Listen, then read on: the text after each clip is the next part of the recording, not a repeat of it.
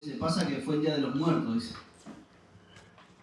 Y las personas tenemos esa costumbre de que quizás cuando alguien está vivo no lo visitamos mucho. Pero después, cuando esa persona ya no está, tiene esa tendencia de ir y llevarle flores y decirle cuánto lo aman, cuánto lo extrañan. Algo que tendríamos que hacerlo un poco más en vida. Un poco más, no, bastante más. Hoy es el momento que tenemos de visitarnos, de visitar a nuestros seres queridos, de compartir con ellos. Lamentablemente, cuando la persona ya no está en este mundo, no tiene mucho sentido ir llevarle unas flores. Esa persona no las puede recibir. Esa persona lamentablemente no puede recibir ese afecto que le queremos transmitir, hablando con algo que ya no está, con alguien que ya no está. Pero bueno, el mundo celebra de esa manera. En la iglesia siempre enseñamos que el momento de abrazar a los que están es ahora que están. Ahora es abrazar, el momento de abrazar al que tenemos al lado, el que tenemos en casa. Mañana puede que sea tarde. Tarde para abrazarlo, si es en el Señor sabemos que tenemos una eternidad juntos. Pero bueno, nosotros no somos como los que no tienen esperanza. Estas personas están tratando de tener una relación con ese familiar, con ese amigo que ya no está. Y ya no se puede tener una relación de esa manera. Bueno, hoy les quería compartir, si el Señor así lo quiere, hoy vamos a compartir uno de sus últimos atributos. No de los últimos atributos que Él tenga, pero esto se hizo bastante largo, no pensé que iba a ser así. Hoy estaba contando. Habíamos empezado el año pasado, vimos la omnisciencia, omnipresencia, omnipotencia, inmutabilidad, vimos su eternidad, santidad, decreto, soberanía, paciencia, bondad, fidelidad, paciencia, gracia, misericordia, amor, ira, celo, sabiduría. Y sin darnos cuenta compartimos más de 20 atributos del Señor. Y en cada uno de ellos nos pudimos gozar. En cada uno de ellos pudimos ver lo grande que es nuestro Dios. Pero bueno, a no ser que el Señor... Esto no significa que estos son los únicos atributos del Señor. Nuestro Dios es un Dios trino, podemos hablar de la persona del Padre, de la persona del Hijo, podemos hablar de las dos naturalezas del Hijo, Jesús 100% hombre, Jesús 100% Dios, podemos hablar de la persona del Espíritu Santo, podemos hablar muchas cosas más. Nuestro Dios es un ser infinito. Pero bueno, después seguramente seguiremos con otra cosa. No me quise hacer el gran predicador, no pensé que iba a ser como las series que vemos en internet, pero me gustó compartirlo y sé que es un tema que edifica mucho. Estamos conociendo quién es nuestro Dios. Y este atributo no tenía pensado darlo porque cuando hablamos de la santidad de Dios y de otros, siempre estamos hablando de la justicia de Dios. Es algo que hablamos siempre, la justicia de Dios. Entonces, no lo veía necesario. Pero dije, bueno, vamos a hablar porque si hay algo que siempre decimos es que Dios es justo. Y a mí me hace reír cuando una persona en el mundo le está pasando algo malo y dice, bueno, Dios es justo y lo ve todo. Dios ya va a responder por mí, dicen las personas, ¿vieron? Y uno que ya conoce un poco más, gracias a la misericordia del Señor, le da ganas de decirle, callate, no pidas que Dios sea justo con vos. Porque te vas a ir al infierno si seguís pidiendo que Dios sea justo. Pero las personas piensan que la vida les debe algo. Cuando a las personas les ocurre algo malo, ellos creen que el ser divino que los creó les tiene que responder y les tiene que hacer justicia. Como si ellos fuesen justos, como si ellos fuesen rectos. Nosotros en Sembrando poníamos siempre el ejemplo, en estos tiempos lamentablemente se vio, cuando matan a una niña y sale toda la familia con carteles pidiendo justicia. Justicia, justicia. Lo que esas personas no saben es que si Dios hace justicia, también ellas van a morir. Lo que esas personas no entienden es que si Dios hace justicia, para ellos no hay esperanza, para ellos no hay salvación. Lamentablemente esto que vamos a hablar hoy en muchas iglesias evangélicas no lo reciben. No puede ser que Dios sea así. No puede ser que un Dios amoroso y misericordioso mate personas. No puede ser que un Dios tan bueno mande personas al infierno. Pero si Dios no mandase a los pecadores al infierno, Dios no sería bueno. Imagínense un juez en la televisión que tiene a los culpables de un triple crimen y que diga, no, yo soy bueno, no les puedo dar perpetua. Está bien, váyanse cada uno a su casa, los perdono. ¿Quién se va a animar a decir que ese es un juez bueno? ¿Quién se va a animar a decir que ese es un juez justo? Si un juez hace una cosa como esa, y yo me imagino que prenderían fuego el juzgado, la fiscalía, la defensoría, un juez no puede dejar libre a una persona acusada de triple crimen. Lo tiene que condenar con perpetua. Un juez bueno tiene que hacer justicia justamente porque es bueno. Y nuestro Dios, como es bueno, es de carácter justo. Nuestro Dios hace justicia. Había buscado una definición. Me encanta ahora, cuando estoy preparando un sermón o algo, conversar con Meta. Porque le haces una pregunta y te contesta enseguida. Y por ahí no tenés que estar tanto buscando en diccionarios, tanto como se hacía antes. Justicia. La justicia significa equidad. Todos por igual. Dios es justo. Delante de Dios somos todos iguales. Lamentablemente hay personas que tienen aire de grandeza. Hermanos, acá somos todos iguales. Dios es justo. Dios tiene equidad. Imparcialidad. Dios no tiene favoritismo entre su pueblo. Obviamente tiene favoritismo por sus hijos. Pero Dios es imparcial. Rectitud en el trato y aplicación de las leyes. Eso es lo que nosotros cuando hablamos de justicia es lo que estamos diciendo. Esto, lo que les acabo de leer, no es una definición de Dios, es lo que el mundo define por justicia. Dios es equitativo en sus acciones y decisiones. ¿Vieron que nosotros siempre decimos Dios es amor porque en esencia Dios es amor?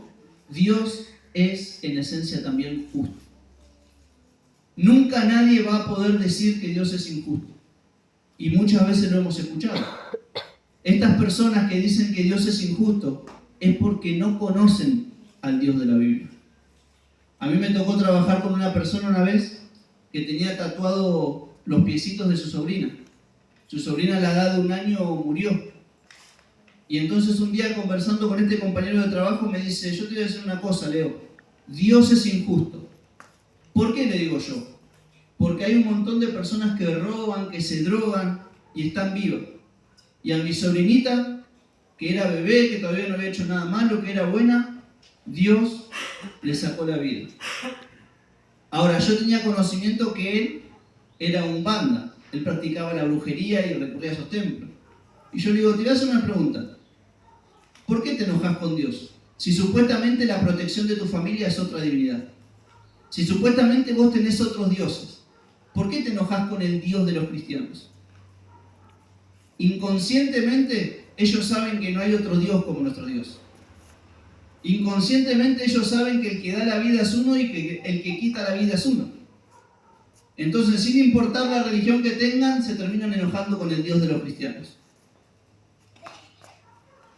Cuando ustedes ven el testimonio de los ateos, que son reconocidos en el mundo por ser científicos y demás, como estaba el caso de Stephen Hawking, ellos por la ciencia querían demostrar que Dios no existe. Pero cuando uno ve la biografía de ellos de pequeños eran creyentes. Hasta que les pasó algo muy malo en la vida, se enojaron con Dios y se volvieron ateos. Y ese es el ridículo de los ateos. Dicen que Dios no existe, pero están enojados con Dios.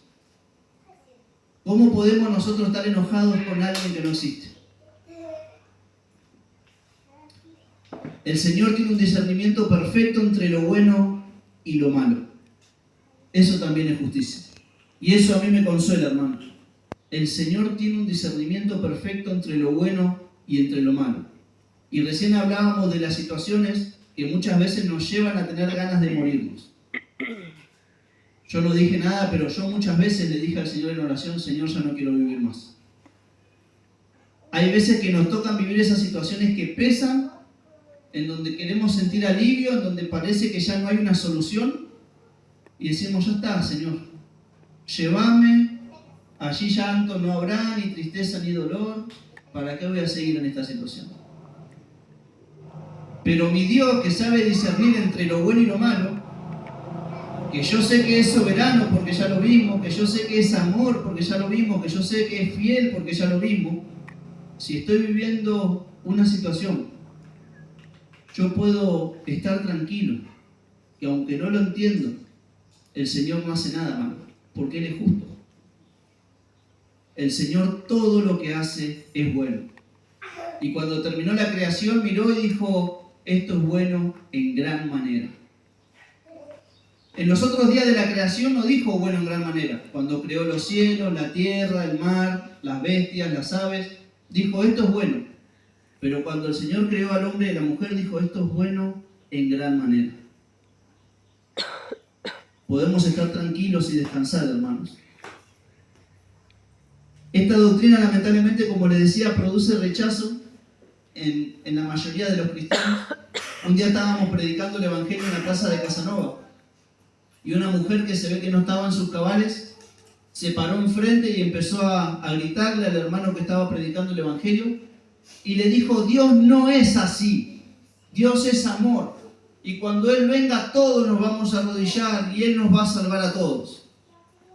Lamentablemente la Biblia no dice eso. La Biblia dice que Él va a venir a destruir a la humanidad, como habíamos visto cuando dijimos que Jesús es el Rey de Reyes y el Señor de Señores. Es verdad que Cristo vino a salvar al mundo en su primera venida, pero en su segunda venida Él va a venir a juzgar al mundo. Él va a venir a juzgar a todos los que no quisieron dar ese paso de fe, de obediencia al mensaje del Evangelio. Quiero que me acompañen al libro de los Salmos.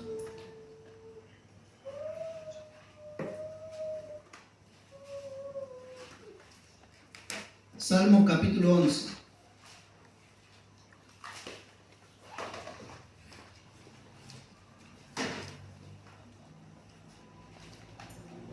Como todas las veces que comparto un atributo, me gustaría primero mostrar esta perfección en nuestro Dios, hablar un poco de eso y luego vamos a ver esta perfección del Señor en la cruz.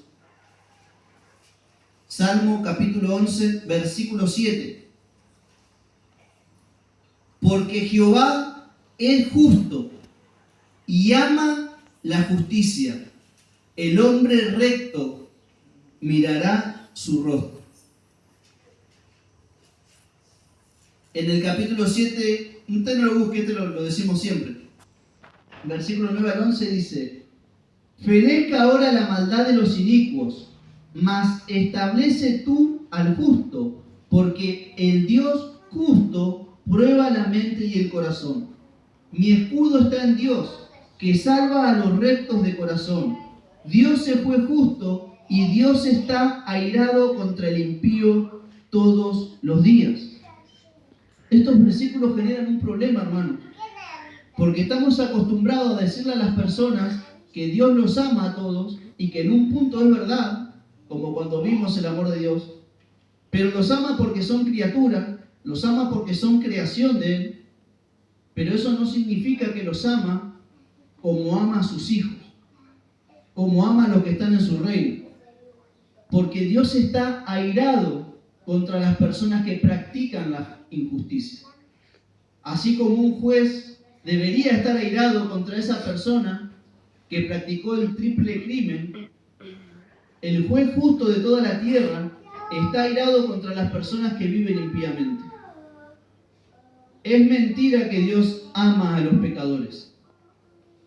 En ese sentido que se los queremos hacer creer muchas veces cuando hablamos con ellos. Dios está airado contra el impío.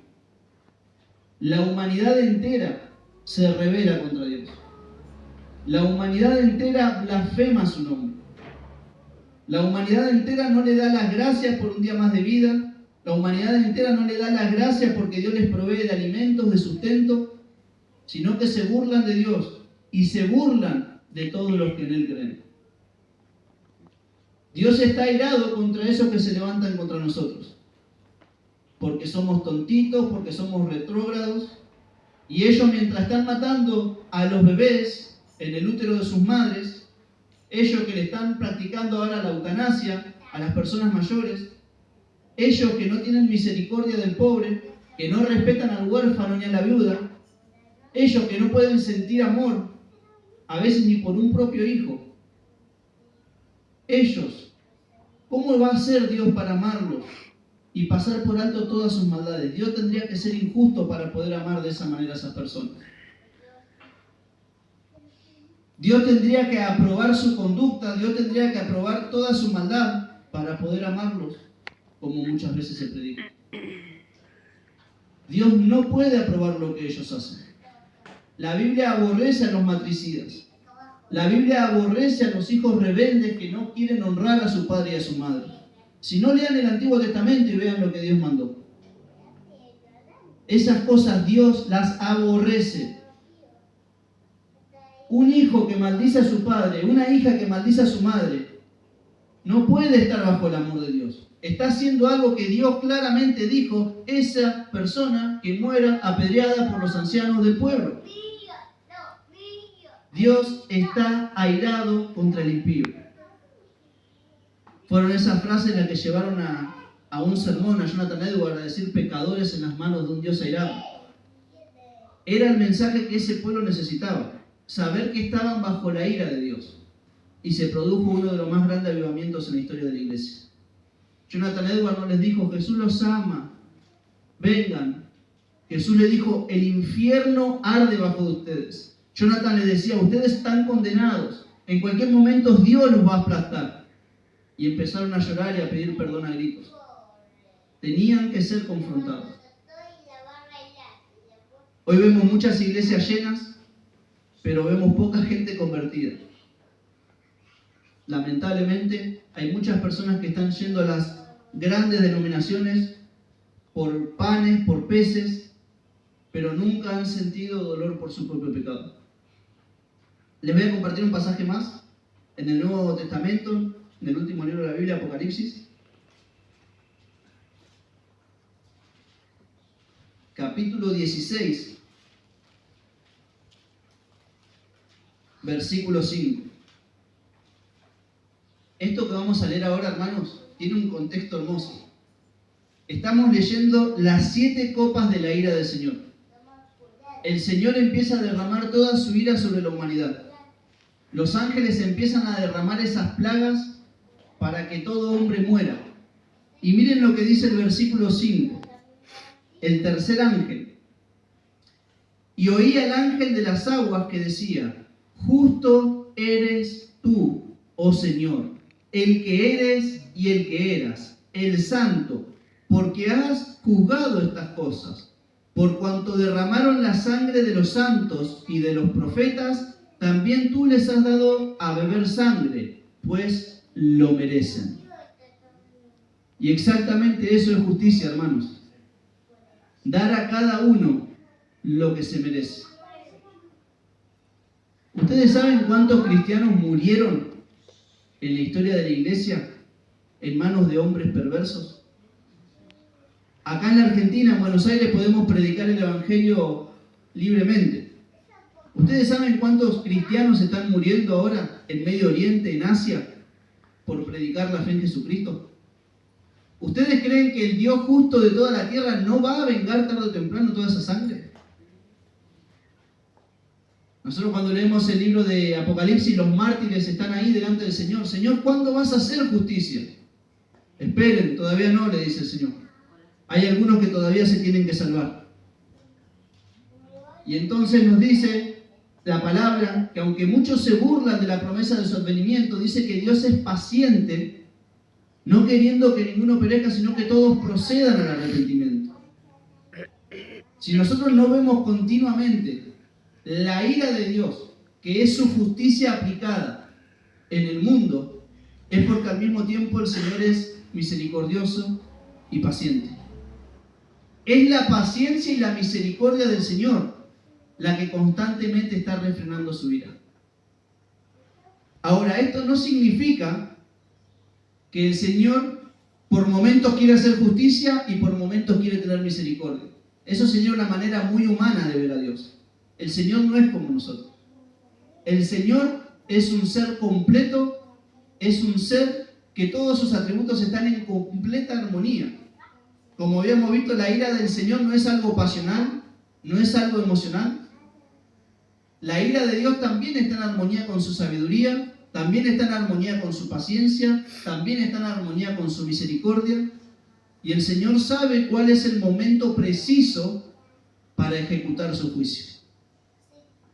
Pero nosotros podemos ver que constantemente la humanidad está bajo el juicio del Señor. Los terremotos que el Señor envía, los tornados que el Señor envía, las inundaciones que el Señor envía. Muchas veces el Señor usa personas para que otras personas reciban justicia, porque la justicia de Dios se revela desde los cielos. Eso lo vamos a leer más adelante. La justicia del Señor es un atributo que nosotros lo podemos ver constantemente. La justicia de Dios es algo eterno, algo inmutable que estuvo siempre en Él. Dios nunca hizo nada injusto, hermanos. Ahora ustedes miren, ahora vamos a empezar a entrar en el problema. Eso fue solamente la introducción.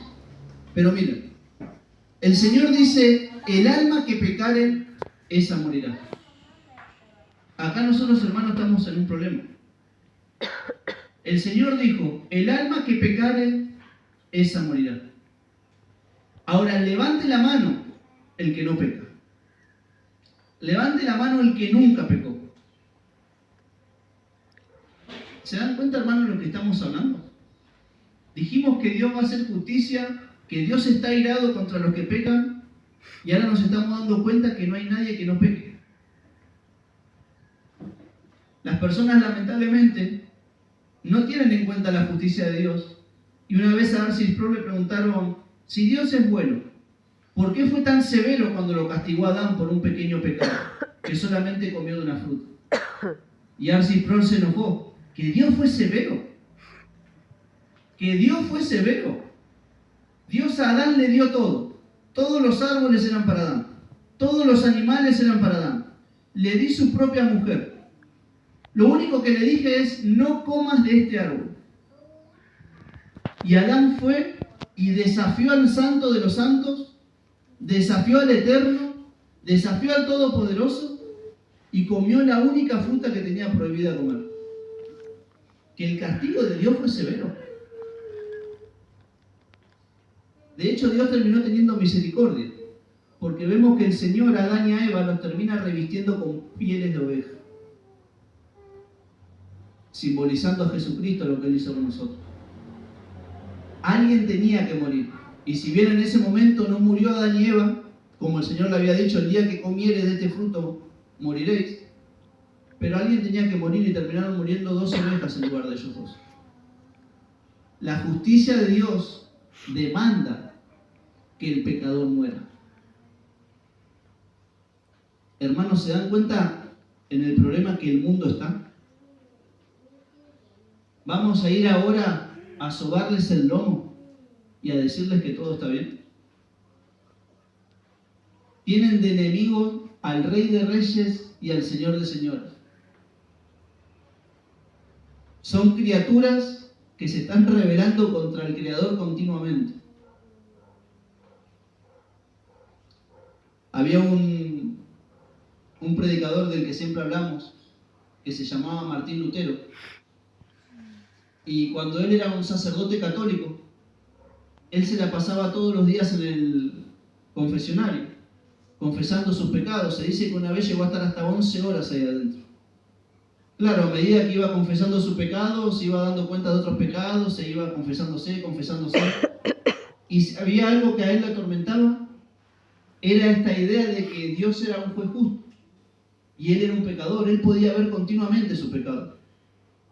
Y Lutero era alguien que se castigaba mucho. Y él decía, ¿cómo un Dios justo me va a perdonar a mí? ¿Cómo puedo ser yo perdonado si no dejo de pecar? No puedo dejar de pecar. Hoy fui al confesionario y ya estoy pecando de nuevo. Mañana voy a tener que ir de nuevo.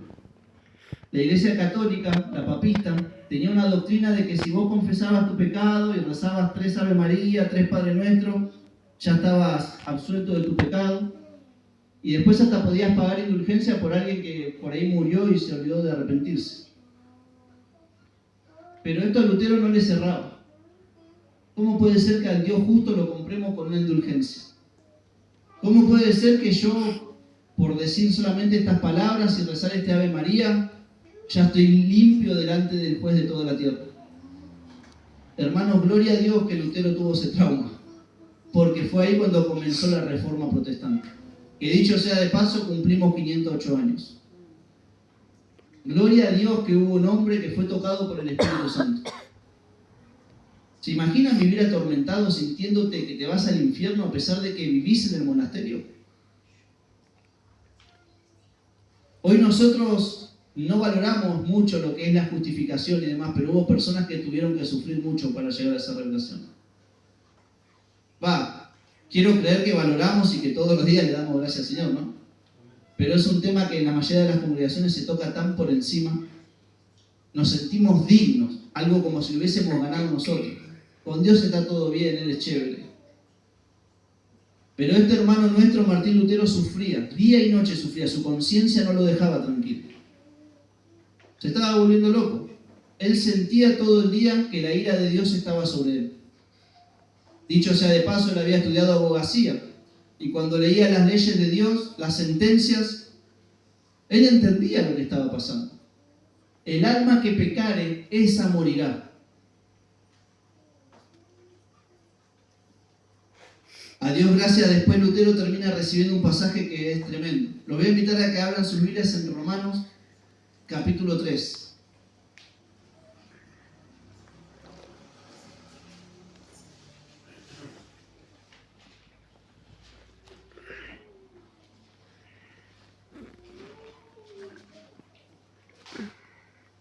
Versículo 9. Cuando nosotros leemos la Biblia, Dios va a hacer justicia con los justos, pero a los demás, a los injustos, nos va a condenar. Y miren lo que nos dice el apóstol Pablo en Romanos 3, versículo 9. ¿Qué pues?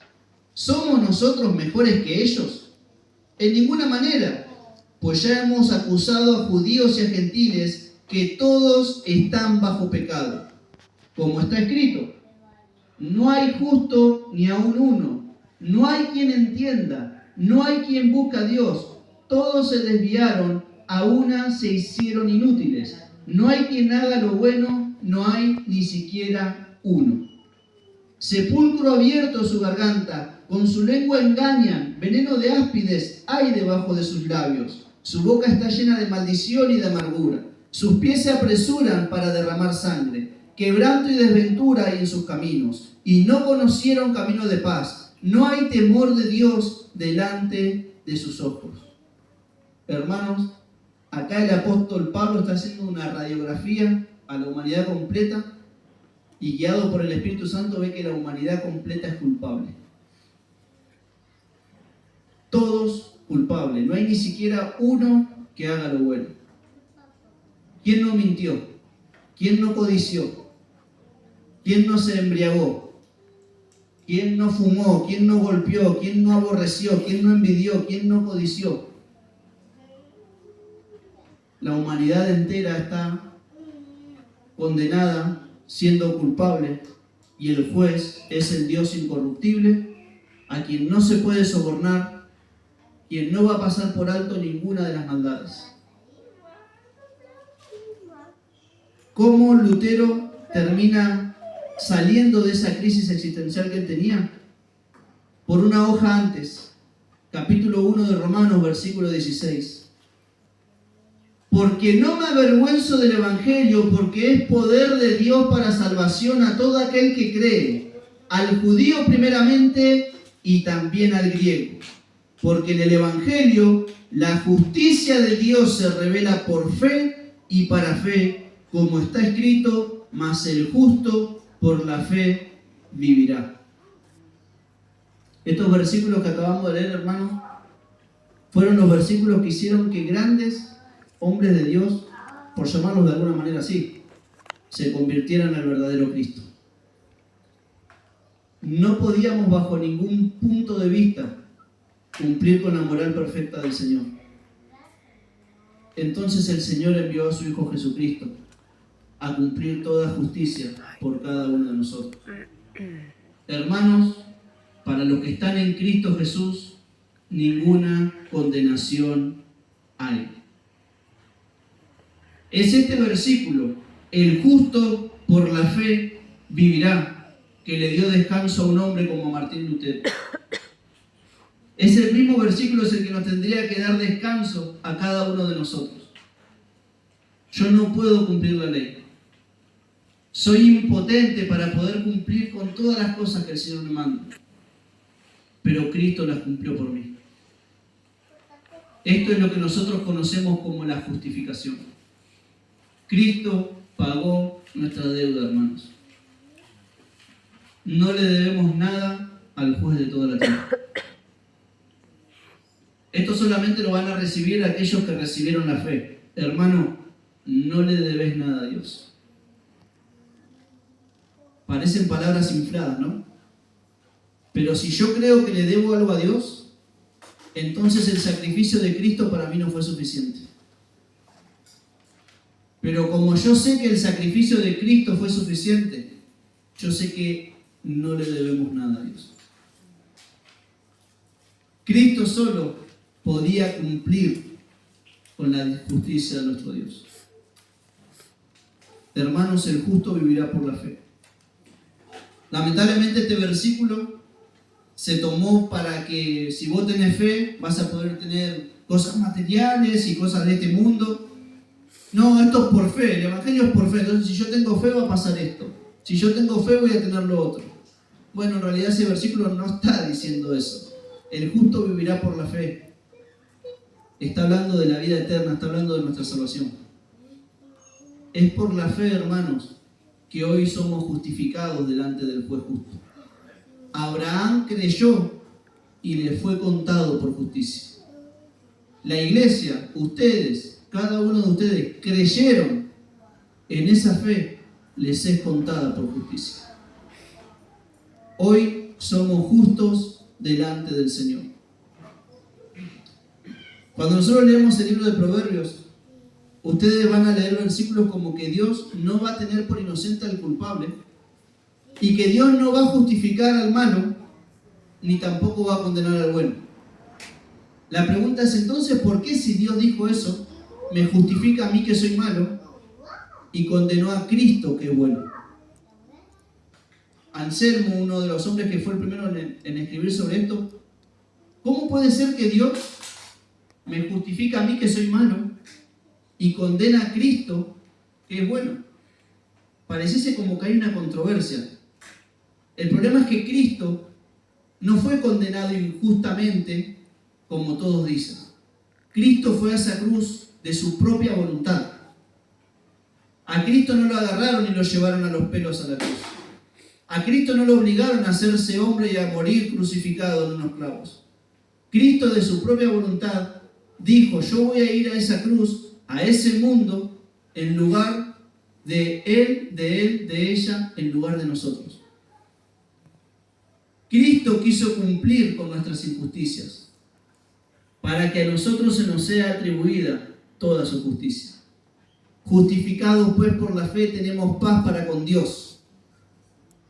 Hermanos, justificados pues por la fe tenemos paz para con Dios. En ese momento, cuando Cristo estaba en la cruz, lo que el Señor hizo fue aplicar justicia. ¿Por qué es importante aprender esto? Porque muchos cristianos dicen, no, Dios cuando me salvó a mí no aplicó justicia, aplicó misericordia. Y entonces lo que estamos diciendo es que Dios tuvo que ser injusto para salvarme. No, Dios a mí me salvó justamente, porque hubo alguien que pagó mi deuda. En ese momento, cuando Cristo estaba en esa cruz, como siempre digo, como si fuese por una transferencia de Mercado Pago, yo le pasé cada uno de mis pecados a su cuenta. Le pasé cada lascivia, le pasé cada envidia, le pasé cada ira, le pasé cada homicidio, le pasé cada grosería, todo lo malo que yo hice hasta ahora y hasta que me muera, lo transferí a la cuenta de Cristo. Y no solo yo, sino cada uno de ustedes. Y cada uno de los santos que vivieron en todas las edades. Cristo en ese momento cargó con los pecados del mundo entero. Todos nuestros pecados estaban en su cuenta. En ese momento el Señor hizo justicia. Aplicó toda su ira sobre su propio Hijo, Jesucristo. Esa ira que tendría que haber sido sobre nosotros, el Señor la derramó sobre su propio Hijo. ¿Y qué hizo el Señor? Pagó nuestras deudas, pero no solamente eso, sino que Él nos transfirió su justicia. Hoy, hermano, cuando el Señor mira tu legajo, lo único que ve es a un ser perfecto. Cuando el Señor mira tus antecedentes, lo único que ve es a un ser puro, a un ser limpio, a un ser que no debe nada, a un ser que cumplió con todos sus mandamientos. Hoy el Señor, cuando mira tus antecedentes, ve a alguien digno. Pero esto no porque te lo haya ganado, esto no por algo propio que había en vos, sino por lo que Cristo hizo en aquella cruz por nosotros. Era algo que nosotros no podíamos, hermano, hacer, era algo que nosotros no podíamos ganar. Cristo lo hizo por nosotros. El justo por los injustos. Ahora esto nos tiene que llevar a pensar algo. Cuando Jesús estaba en la cruz dijo, Elí, Elí, lama sabactani, que traducido es, Dios mío, ¿por qué me has desamparado? Si el Padre, cuando Cristo, la segunda persona de la Trinidad, el Verbo, tenía pecado, el Padre y el Espíritu lo abandonaron en aquella cruz. Dios es muy limpio de ojos para ver el mal. Dios no pudo estar ni con su propio Hijo en aquella cruz por todo el pecado que tenía, sino que tuvo que aplicar su justicia y quebrantarlo. Quiso Dios quebrantarlo. ¿Qué va a hacer de aquellos pecadores que rechazan una salvación tan grande? Cristo pudo resistir la omnipotente ira de Dios de una sola vez, pero a los demás pecadores no les va a alcanzar la eternidad en el infierno para saciar la ira de Dios. Pero nosotros, hermanos, podemos dormir tranquilos en esta noche que Cristo tomó nuestro lugar. Cristo se dio a sí mismo por cada uno de nosotros. Ahora, a pesar de que nosotros somos lo que hablaba hace un rato, todos fuimos creados a la imagen del Señor. Y es por eso que muchas veces tenemos ese sentido de justicia. Cuando a mí me hacen algo, porque puede ser que alguien me haga algo injusto, yo lo que quiero por dentro es que esa persona pague. Y eso que la persona que me hizo algo a mí es semejante a mí. Es un ser débil, un ser infinito, un ser desobediente. Pero imagínense a los ojos del Señor cuán feo es el pecado. Imagínense a los ojos del Señor cuán feo que son las traiciones, cuán feo que son todos los pecados que Él condena. Hermanos, nuestra salvación es tan grande que no logramos entender de lo que nuestro Señor Jesucristo nos ha librado. Miren lo que dice la epístola de Tito.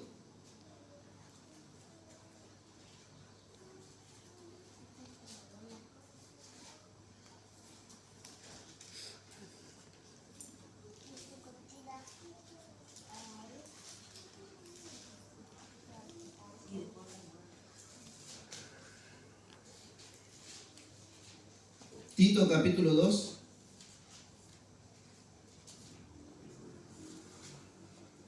versículo 11.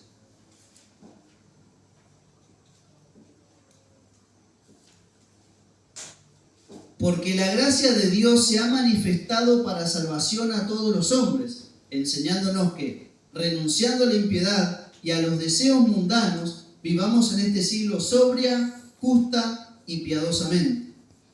¿Vieron cómo deberíamos vivir? Sobria, justa y piadosamente.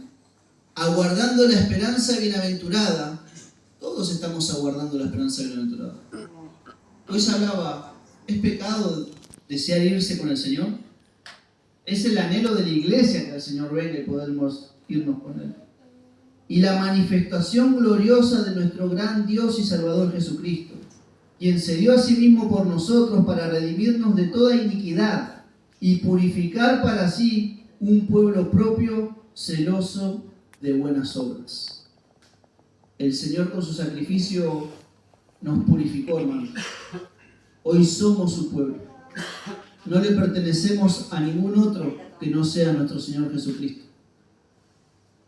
Y si nos equivocamos, y si pecamos, y Dios es justo, hermanos, abogado tenemos. Él es fiel y justo para perdonarnos y limpiarnos de toda maldad. Deberíamos vivir con ese gozo, tratando de agradar al Señor en todo, sabiendo que ya le agradamos en Cristo, hermanos. Ahora, como hablábamos recién, a veces nos tocan vivir cosas que parecen injustas. Nos tocan vivir cosas que nosotros decimos, Señor, si soy tu hijo, ¿por qué me pasa esto? Si soy tu hija, ¿por qué tengo que estar atravesando esta situación? Y yo no sé si a todos, pero yo hablé mal recién de alguien inconverso. Pero quizás pueda haber algún cristiano que se sienta tentado a decir, esto que Dios preparó para mí es injusto. No sé por qué el Señor quiere que yo pase por esta situación. Pero tenemos promesa, hermanos. Dice que a los que aman a Dios todas las cosas le ayudan a bien. Y el Señor tiene un propósito. Es hacernos a la imagen y a la semejanza de su Hijo, Jesucristo. No pienses que lo que estás viviendo es injusto. No pienses que lo que estás viviendo Dios te lo está dando como un castigo. La justicia que vos merecías ya fue sobre Cristo. Vos hoy no estás pagando algo, ya Cristo lo pagó todo.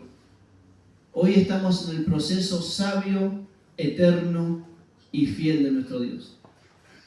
Puedo entender, hermanos, que cuesta, puedo entender que a veces es difícil, pero te animo y te incentivo a que sigas confiando. Dios nunca desamparó a nadie y no lo va a hacer ahora. Dios nunca fue injusto y tampoco lo va a hacer ahora. Dios nunca fue infiel y tampoco lo va a hacer ahora. ¿Vieron qué importante que es aprender quién es nuestro Dios? Nosotros decíamos de las personas estas que salen a la calle a pedir justicia. Y a veces a nosotros los creyentes también se nos escapa. Señor, hazme justicia. Señor, gracias, porque hoy estoy un día más acá. Señor, gracias porque hoy una vez me pude reunir otra vez con tu pueblo. Señor, gracias porque hoy no me faltó un pedazo de pan. Señor, gracias porque hoy pude tomar un vaso de agua. Señor, gracias, gracias, gracias es lo que tendría que salir de nuestros labios constantemente. Este es el ejercicio que nuestro corazón y nuestra alma necesitan. El agradecimiento. Si es por justicia, hermanos, no nos merecíamos nada. Si es por justicia, tendríamos que estar ahora en el infierno. Pero por gracia estamos acá, por gracia el Señor nos sustenta cada día y podemos ver sus misericordias cómo se renuevan sobre cada uno de nosotros. El Señor es justo, nosotros deberíamos imitarlos en todo y tratar de ser también justos. A mí me encanta leer el libro de la ley cuando el Señor dice que aborrece las balanzas deshonestas. ¿Vieron que ustedes a veces van a comprar la carnicería y te venden 1 kilo de carne picada, pero vos te das cuenta que vino menos que la vez pasada? A veces tocan las balanzas. Hasta esas cosas al Señor le desagradan. El Señor es justo, a cada uno lo que se merece. Y una vez salvos, el Señor nos dice que cuando Él venga va a traer un galardón y nos va a dar a cada uno según nuestras obras. Pero ya no según nuestras malas obras, sino sobre cada hora de sacrificio, sobre cada hora de empeño que pusimos en su reino. El Señor viene con una paga. El Señor no es injusto. En aquel momento usted no se va a poder quejar, Señor, el hermano le diste un galardón más grande que el mío. Capaz que el hermano se esforzó un poco más. En el infierno tampoco, nadie va a decir el Señor es injusto. Si hay algo que nosotros podemos ver desde la eternidad hasta la eternidad, que nuestro Dios es justo.